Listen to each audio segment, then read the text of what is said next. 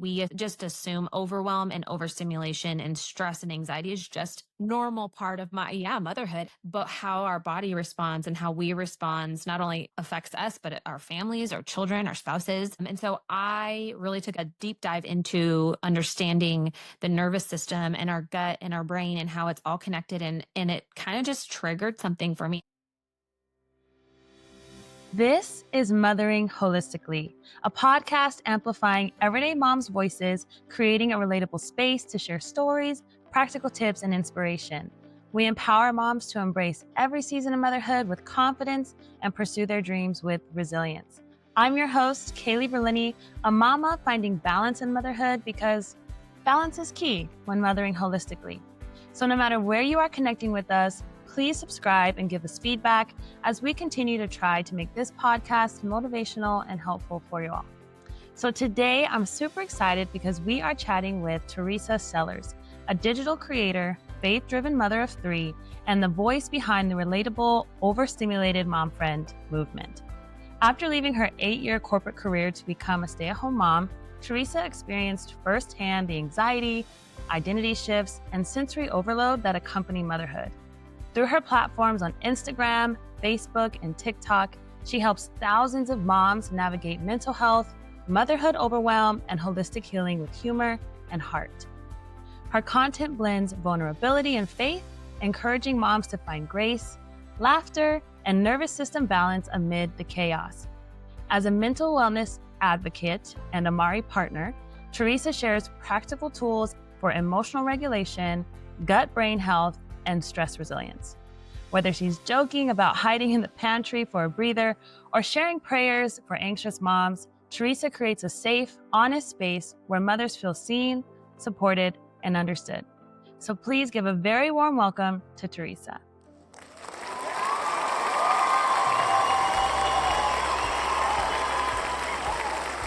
So hello, how are you doing? Hi, I'm great. How are you? It's good to be Doing here. fantastic. Yes, thank you so much for joining us today. We're really excited to be chatting with you and, to understand how you've been able to make this transition from corporate to stay-at-home mom and how you're, handling it. And of course, being the overstimulated mom friend who understands. Yeah. Yes, So absolutely. first, I just want you to, share a bit about your transition from corporate life to full-time motherhood. What emotions came with that change? Yeah. So I knew from the beginning that I had always wanted to be a mom and a wife. Eventually, stay-at-home mom. My mom was a stay-at-home mom growing up, and so that was kind of the example that I had been given. And I really loved just that ability to be able to be home with my kiddos, but at the same time having a different mindset and thought process of I enjoyed being around people, and I went and got my degree in psychology and started in marketing, more in the healthcare industry for seniors. And so I found that I really enjoyed being around people. But at the same time, I was kind of in the midst of a career having kids at the same time. And it was something that I thought I wanted to balance for a while. And then, the pull kind of came at different parts and seasons of our lives. We had a big transition that happened we moved from Southern California to now Tennessee. Oh, But okay. in the midst of all of that, I felt a pull to be home with my kids because as much as I loved the aspect of socializing and helping other people, I really wanted to embrace that season of when they were little and never knowing that I'd never be able to get that back or I'd never regret it. Was just something I felt like God was leading us to. Yeah. And that comes with a lot of different feelings, right? Like you Mhm. love being home with your kiddos, you love Yeah. spending time with them, nurturing them, and being there for them and raising them ultimately. But, there was a pull and a bit of a mom guilt, right? Of I Yeah. kind of miss working and but I want to be with my kids, but then I feel Mhm. like bad because I want to leave sometimes because I'm going crazy. Yeah. So yeah, I mean, to answer your question, I guess it did come with a lot of ups and downs, and it still Mhm. does. Kind of transitioning into stay-at-home mom slash working from home mom now.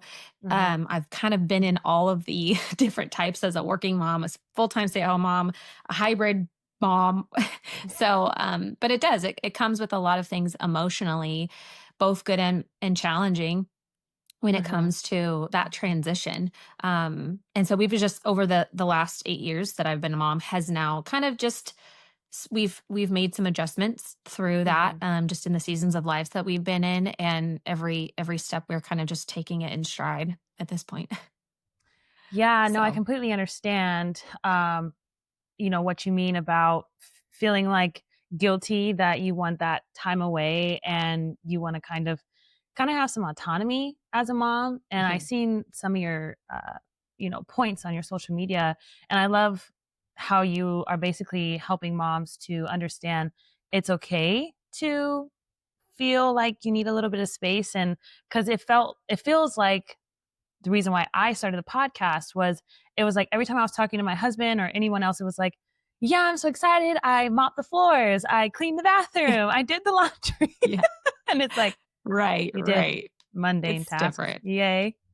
No. Right. Yeah. Yeah. And Well, and I think too that being a stay-at-home mom, you when you're working, you get those accolades, you get those acknowledgments, you get those rewards, or at least just a great job kind of thing, even maybe a rank advancement or something, whereas at home mhm, nobody's going to acknowledge the fact that you knocked the floor, so you lose that sense of like pride, even though it's mhm. you're still doing amazing things. It's just such a Yeah. humbling job that doesn't get appreciated as much as it would in corporate America. Yeah, I So know. And just a side little tidbit, it's funny because the stay-at-home dads or the single dads are like getting so much round of applause for doing the things that moms do every day. And it's like I sometimes look in the comments and it's like an amazing dad is just an average mom. that's a great point. So And true. I laugh at the comments because I see people talking about that. It's so funny. But anyways, not to go Yeah. off on a tangent. No, So it's so true. you've built this brand around being the overstimulated mom friend, and it's perfect because October is about kind of dealing with overstimulation. So what inspired this identity, and kind of what does that mean to you? Yeah. So, I mean, growing up, I've always had a sense of just overwhelm and anxiety. It's always been a struggle in my life. I was, your typical oldest child, overachiever, Mm. driven, successful, kind of good grades kind of girl. And Yeah. so I just attributed it to just high stress of life. I never, there was never conversations about anxiety or overstimulation. Right. And then obviously Yeah. become a mom, and that overstimulation takes it to a whole nother level. And so, I just kind of I just dealt with it, and I Mhm. just it became so much where my body was physically now responding to Mm. not just the stress up here, but it was coming out in panic attacks. It was coming out Mhm. in irritability. I mean, my skin was Mhm. breaking out, and I had no idea that all of that was due to basically a fight or flight response, right? And there's statistics, but most people in the United States actually are stuck in survival mode, and they don't even know it. And so, Mhm. um, when I started my social media, it was really just for, j- you know, your typical getting to connect with friends and family. Yeah.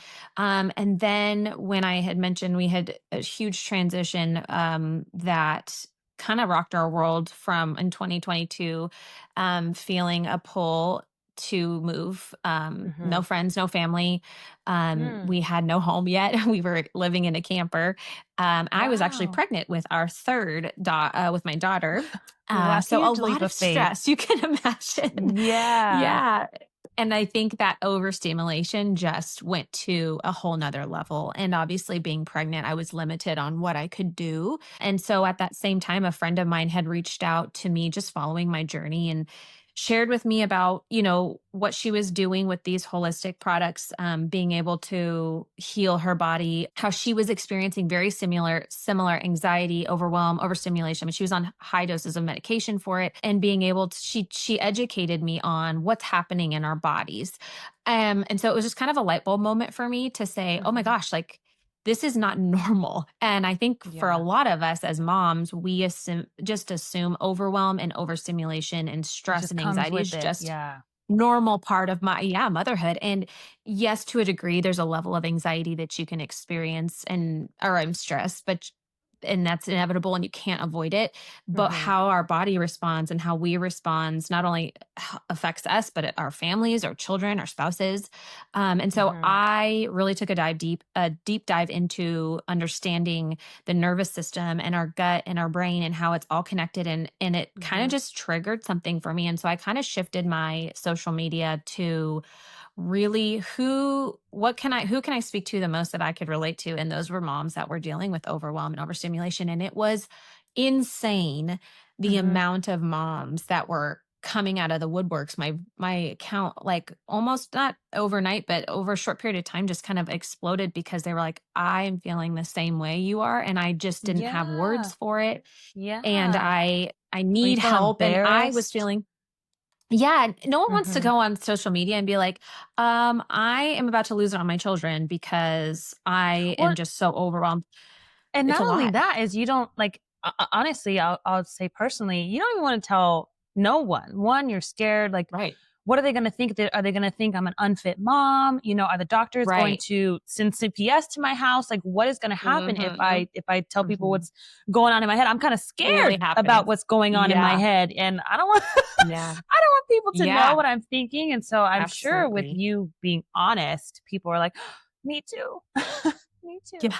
Yeah, the Me Too Mhm. movement that they Yeah. say, it really was something. I think especially after 2020 and a lot of shifts happened in the world, people Mhm. started to feel alone and looking for Mhm. that community. And so Yeah. I kind of just try to use this as an opportunity, using my what unfortunately, like, my struggles, but I believe that God works all things together for the good, and that was part of Yeah. my faith journey too, was allowing those hard things to be a testimony of just not only healing personally of just like actual products that helped me feel better, but Mhm. it kind of just opened a door for a community of moms, especially, to say, yeah, I'm there, and I'm so thankful that you shared this with me because Mhm. I feel this way, and I either don't have words for it, or I, like you said, I don't want to share it because I don't want people to judge me, or I don't want there to be, I feel guilty already, and like that's really normal, and it's literally just your body stuck, and we're trying to fill from an empty cup, and we just can't. And I think there's an expectation of moms to always have a full cup, right? And you're Yeah. like, well, Yeah. you can't How do you pour fill out it? if you have nothing to pour. We're not Yeah. superhuman. But they you know? expect us to be. I mean, So, even thinking about our yeah. moms, I didn't, of Mhm. course, it's like you don't have that understanding or respect or the level of gratitude for your mom until you become a mom. Mhm. And so I Yes. think, people that, men that don't ever become a mom, I mean, no, they become a parent, but I still think it's a different level of becoming a mom. A So different role. yeah, Yeah. and then even women don't understand until they become a mom. So then you're like isolated from even women really understanding. And so I completely understand. So how do you help moms recognize like the difference between normal stress and then like true sensory overload? Yeah. So I've kind of just learned I share my story a lot just as here are some symptoms that you might be experiencing that you may not know. Just through a Mhm. lot of research. And understanding that there are things that you can do, and if that helps, Mhm. it's probably a fight or flight response or survival mode. I always Okay. tell people, like, it's always great to just, like, get checked out as far as, like, hormone imbalance and things like that. Mhm. But I really try to offer at least just tips and tricks that people can do at home, whether that's breathing exercises. I talk a lot about tapping responses of Mm. restimulating your nervous system, foods that you can eat that are helpful to your gut health that ultimately help your brain, and obviously the supplements that I share about a lot to help heal your Right. entire nervous system. Um, but it's really just about conversations and kind of just here are some symptoms to look into. If you're experiencing these, here's what I have found. Obviously, I'm not a doctor or claim to be a doctor, but it's just more of like, here's my experience, here's what I've felt, here's what's helped me. And also, like you said, just accepting there are some things that you can avoid sleepless nights sometimes. You can't Mhm. avoid the stress of, kiddos getting sick and feeling overwhelmed, but there are things that you can do in that moment Mhm. to A, give yourself grace, because I think that's a Mhm. big one, like you were talking about, just for me personally, it's hard for me when I yell at my kids and I'm like, "Oh my gosh, I'm a terrible mom, the worst ever," to Yeah. just be like, "You just had a 12-hour day, plus you worked, Yeah. plus your kid, drop-offs, pickups, school, sports, all the things, like, of course you're going to be a little on edge, You haven't eaten. Mhm. Also, I get very hangry, so like make Yeah. sure you're eating, like that kind Yeah. of thing." So just like bringing attention to people who I had no idea, and Mhm. I felt so silly for a while, and I'm so thankful that I learned this, that like our gut plays such a huge role in our mental health. And so I just educating on simple things like that, that I was like, "Oh, I thought it was just up here. I had no idea Mhm. it was all connected." Yeah. So yeah, so just like opening that conversation. I'm always kind of on my stories like, "Hey, ask me anything." Sometimes I get questions asked that I have to research myself and find out, but just kind of leaving that space open for people to understand, like, this is normal or it's common, and here's some Mhm. things to do to help, regulate that. So Yeah, I really like yeah. that. And, like you said, just understanding that everything is connected and it's it's not just this or that, it's the whole being. And that's exactly Hmm. why, this show is called Mothering Holistically, is just because it's life is all encompassing. And Hmm. I felt that moms would feel like it's either or, it's them or me. And they, of Yeah. course, want to choose their children, but I don't feel Hmm. like it has to be that way. Now, I do believe that Right. they're the number one priority, but, Sure. um, you know, like you said, you can't give from an empty cup, and just taking that time to understand that you're going through things. And you also, when you address those thoughts and you address those symptoms and you address feelings that you have, you're able to fill your cup, do things to heal yourself, and then you can better show up for yourself and your family. So I like that you said that. Yeah, I So think what do you it's a keep going? oh, go ahead. No, no, no, go. Go. What were you Oh, gonna I say? was just gonna add that it's just important that people, moms especially, understand that there is a level of self-care. We Mhm. take that word self-care to like, oh, treat yourself, but it's like there really is, if you are not taking care of yourself and being a little bit selfish for a short period of time for the day, you're actually doing a disservice to your family. And I think there's Mhm. this, like you said, this mom guilt that if we do anything for ourselves or take care of ourselves in any way, whether that's just taking a walk or spending money on getting your nails done, that's what makes you feel good, or like Right. just going out to lunch with a friend or something like that, then you feel bad. And it's like, Mhm. it really does take from your children when you are not okay, because then you just come home irritable and snippy, and you're just giving them the last of what you have, instead of Yeah. saying, I would rather take an hour to myself and feel good than to give you that hour and feel miserable. So Yeah. just the understanding of like mom guilt is real, but having to fight through that all like every day and say, I need to do something for myself, whether it's 10 minutes or an hour, to regroup and collect myself so I can be better for you. Mhm. No, So, my biggest thing is coffee.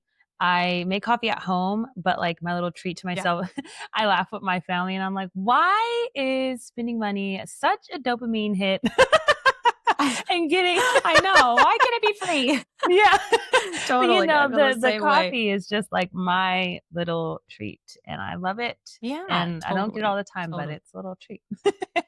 Something. Yeah. Um, so what are your go-to grounding or self-regulation practices when you feel triggered or anxious?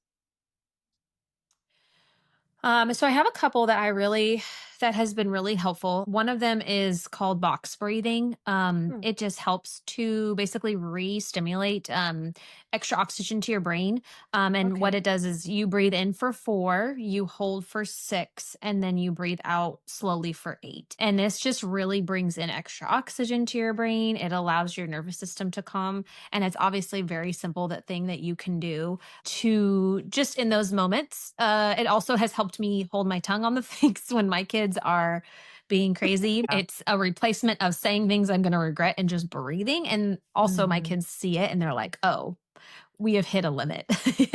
Like, I like that. mom, my eyes get big and I'm like, I'd rather do that though, you know?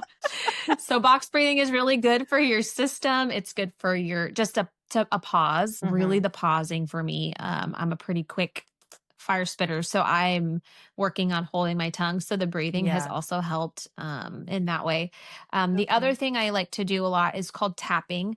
It basically just starts to trigger your nervous system. And a lot of people, you can do it on your chest.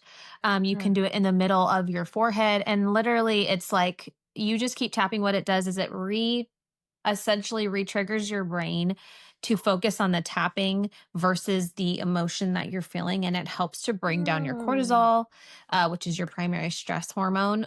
So a lot of times when I'm feeling anxious, I do a lot of tapping or humming, because it is the rhythm that basically resets your nervous system. Okay. Um, and then a lot of times, I mean, it depends on how bad it is. I just go out for like a walk, just to get some fresh air, or just, you know, regroup and take like a Yeah. few minutes or Yeah. 5 minutes outside. I call it my 5 minute mommy timeout. Like, if I'm home by myself and I don't have and the kids are at home, I usually will go into the bathroom, lock Okay. myself in there and say, mommy needs a timeout. That's usually where I do a lot of my praying process. You're okay. Yeah. I'm a big verbal processor. Yeah, And same. so literally talking to myself out loud or praying out loud, kind of just like it brings out that little child in you. And through Mhm. counseling and things I've learned, that, as you process it out loud, it's almost like you're talking to your inner child and saying, you're okay, you're Mm. safe, you're good, this is gonna pass, and just really walking yourself through, my body is stressed right Mhm. now, just the acknowledgement. So Yeah. if you're a verbal processor, that's Mhm. always been really helpful. And of course, prayer is a big one for Mhm. me, and just Mhm. releasing that to say, I cannot do this, I need help. So those are some of my favorite things I like to do, that just kind of are part of my, processing and healing, and things that you can do at home that are effective but not crazy difficult or Right. and free. So Right. Yeah, it I does make a love big difference. yeah, I love that because I do the same thing. I'm a very verbal person, whether it's positive, just me thanking God for my Mhm. day, for my blessings, or help me. Help me, Yeah. Father. Help me Yeah. get through this. Give me the strength, that Yes. type of thing. I'm very verbal. So I Yeah. I really love that you brought that up. Again, it goes back to, oh, it's not just me that does that. Yeah. Yeah, see, these are why I love the conversations, because then I feel silly. I'm like, am I the only one who does this? Like, people are like, why is she going like this? And then I start saying like, oh yeah, it's called tapping. I'm like, oh, that's a thing? I've just Right. been doing that naturally. Okay, cool. I'm on the right track. But Right, no one right. wants to talk about it. Like, yeah, because I'm about to lose my mind. So here I go. But it's so helpful to know, like, oh, you do that too. Cool. So Mhm. And I also like that you say like, it's an outward signal for your children. You breathe and they're like, "Oh, okay." Or they see you tapping, they're like, "Okay." I like that. I like that you don't mhm. necessarily have to go off or yell at them, and they will see signs and signals that you're at kind of a limit. And I really like that because you don't wanna yell at your kids, or I know it happens, but Yeah. to mitigate that, Yeah. I really respect that, so that's really good. Sure. Um, Yeah. so how has your relationship with faith evolved through these seasons of anxiety, burnout, and growth? Yeah. Gosh. They say like most of your growth happens in the valleys versus the celebrations more on the Yeah. mountaintop. And I think for me, when you get to a place of absolute just desperation, Mhm. you really have nothing. It's almost, to me, I feel like hitting rock bottom can be some of the biggest blessings that God allows, because that Mhm. pain is when you are able to say, I have no control over this. Mhm. And so I wouldn't say, I mean, I've hit rock bottom in a extreme sense, but I mean, there were times in my life and as a parent that, I mean, it was scary, where I felt so out of control Mhm. internally, but like you can't get it out. And you just feel like, I mean, there were times where I felt like I wanted to just crawl in my skin. And I'm like, Lord, what, like, why, and there's Yeah. nothing I can do, right? Like, there's really, it's out of my control. And I just felt my body kind of shutting down. And the panic attacks were really bad. And Mhm. I think when Mhm. you get to that point, because I've always been a Christian, I grew up in Mhm. the church. I Mhm. started my faith very young. Yeah. But I think when you get to motherhood, or at least just like a really, really hard season of your life, Mhm. um, there is a choice that you get to make. I mean, you always have a choice, but there was a different understanding that I had of my faith of, Mhm. I've given you these babies as a blessing. But I've also Exactly. created your body this way for a reason, even though it Yeah. feels like I'm broken, like something's wrong, Yeah. and I've through this have been able to see how God has used um not only that difficulty, he's brought me the healing and the process of healing that I needed so desperately, but just that understanding of you have no control, and like letting that go, even just Mhm. that has kind of just lifted a stress off of me, that Yeah. I can't control everything. This is all I can control, is my responses, my body, taking care of myself, and Mhm. choosing that. And the rest is up to God. Like, He created us, He Mhm. created our children the way that they are. He gave us Mhm. those specific children for a reason. Exactly. And we Exactly. are the only parent on the planet to be those exact kids' moms, and like, Yeah. what a blessing that is. Yeah. But it also is, it's one of those things where I've had to surrender that and say, for whatever reason, you allowed me to be these kids' moms, but I Yeah. need help to have the strength Strength. to do it. Mhm. So I guess to answer your question, I guess it's more of like, letting go of that surrender, and it has grown my faith, and just seeing how God has worked in our family, in our healing. Like, my kids have seen healing, my husband has seen a healing. We all have kind of just changed our thought process on things. We all are taking care of ourselves with supplements as well, and we're getting Mhm. healing through that. And Mhm. I think it's just like an all around thing when you let that go. Yeah. But unfortunately, it's like usually the pain that brings us the most growth. But I'm super thankful, because if had I not gone through this, I would not have. I don't think I'd be where I'm at. I think I would be in a very different situation. So it's been a blessing. Yeah, I love that. And also kind of opening up the door to your kids. I feel like some people try to handle everything without their kids seeing. And of course, there's a level of adult issues that your children don't need to be involved Right. with, but allowing them a door to see you be vulnerable and to see you work through things, Mhm. I feel is an example that they get to observe and see how to go about handling that on their own as well.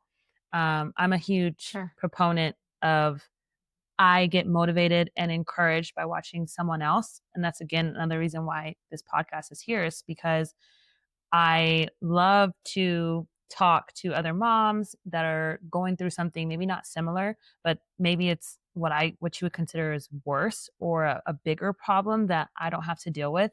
And it puts a lot of things into Yeah. perspective and you're like, wow, Mhm. they were able to go through that. I can go through this. And of course, you're so many years older than your children. So they're like, well, mom, I watched my mom struggle. I can do this test or I can play this game or, do whatever that, their childhood struggles are because they've watched their Right. parents tackle such, emotions and things. So I love that you're talking about Yeah. encompassing the entire family and you're all doing it together. So that's Yeah. beautiful. Yeah. So true. Yeah. Yeah. So how do you define grace in motherhood?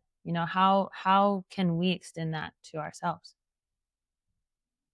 Well, that's a good one. I'm still learning.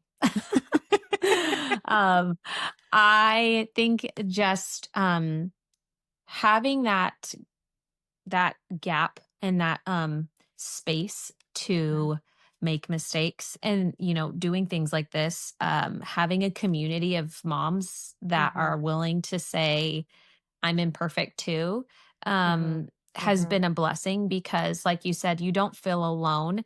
mhm. For a long time, I kind of had this let's put on our picture perfect face, Yeah. so people can see the good, and then we hit all the bad.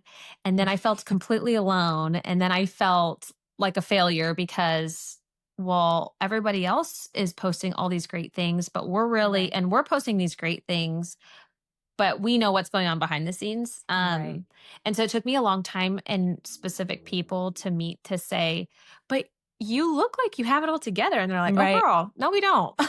And like that really helped me say, okay, yeah, like what we were talking about, just that community of like, oh yeah, Mhm. me too. The I'm not the authenticity. only one. Yeah, and Yeah. that's really where my heart is in on my social media platforms is just that realness.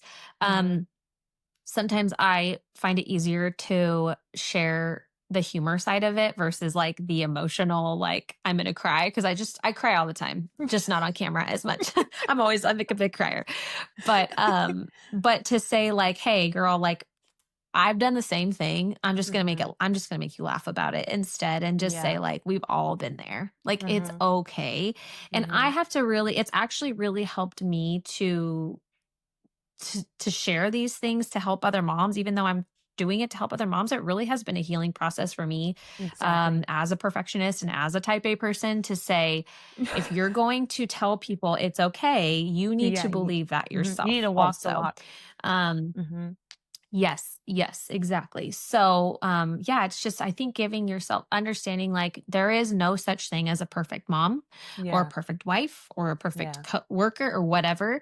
And allowing God to shape those imperfections to help others. And I think that's really what, in my yeah. opinion, like the church is not always it's not a building, it's the Yeah. people, and if I could Yes. help other moms to share that we're doing this together, Mhm, like you said, I have come across so many moms who have struggled deeply mhm. beyond what I could even fathom, and Yeah. here they are smiling and happy and but Yeah. they're like totally imperfect and they've made plenty of mistakes, Mhm. sometimes maybe even bigger than mine, Yeah. and yet they're still going. It encourages me to say, okay,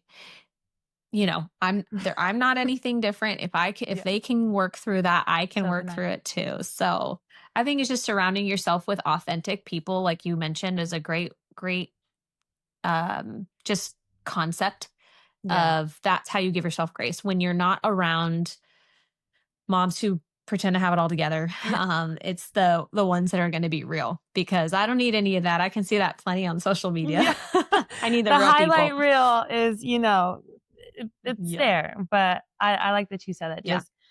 Just you were doing that. You were putting up all the positivity because we do wanna be positive, we don't really wanna bring people down, but I think when you do it all the time, that becomes a downer because it's just like, "I don't understand how this person always has it all together, my life is in shambles here and there," everyone is going through the ups and the Yeah. downs, and people genuinely do wanna see that others go through it too. Not in the mindset of like, we wanna see you down, but we wanna make sure that Right. you're human with us, like, with the times of Yeah. AI, it's like, "Is this AI or is this an actual human being?" Right. Yeah. Scary. That's a whole nother topic. Yeah. Gosh. So, when you Uh, imagine balance now, what does that look like in your life? Messy, peaceful, both? yeah. I think, like I said, I tend to fill my life with like just doing. I'm a doer. Mhm, I'm always on the go. I'm always wanting to mhm, do stuff. And as much as I appreciate the productivity, I've really come to a point of my life that I'm learning that a lot of the triggers that I have with overwhelm and overstimulation is due to just saying yes to too many good things. They're all good Yeah. things, right? Like, yeah, Hmm. I'll volunteer here. Yeah, come over for dinner. Yeah, let me make sure my house is clean. Yeah, let's do this pumpkin patch. Like all the things that are great, but it's a little too much for me and my Yeah. brain gets Yeah. tired. So Overwhelmed. Yeah. I think for me having to just be able choose the things that I have to say yes to.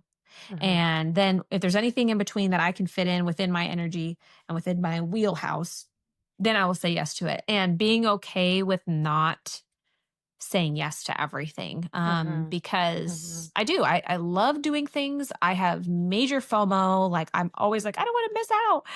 But I think learning over time that those triggers, for me personally, doing too much overwhelms me. And I Hmm. know there's a Hmm. point where I'm like, okay, I'm done. If I do more than this, then I am going to snap. I'm going to get Yeah. irritable. I'm going to get stressed out and anxious. It's just going to be a whole cycle. So I think listening to your body and also listening to like what you can handle and being Hmm. okay with not being a part of everything. And to some people, Yeah. maybe that's not an issue for them.